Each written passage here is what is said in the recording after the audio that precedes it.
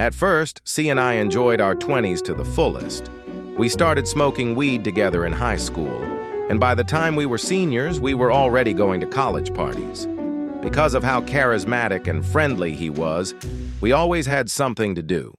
He was the kind of guy who made everyone feel like they were his best friend.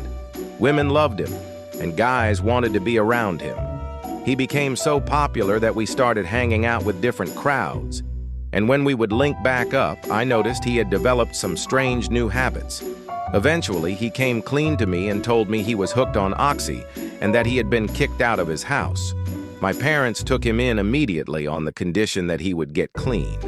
He lived with us for a little over a year while he worked on his sobriety. Then one day, he called me crying.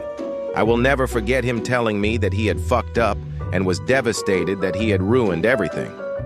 I asked him where he was, and he told me he was at an old bar we used to work at together. I went to meet him, and he was very visibly high. But something felt different this time. That's when he told me he had been using heroin. I couldn't believe it. He had been doing so well in his sobriety, excelling at his new job, and I think he had just made it to 1 year clean. The remorse in his voice was so obvious that I couldn't even be angry. I told him I wasn't leaving his side.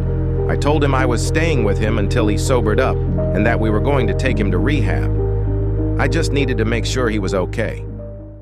Subscribe for part 4.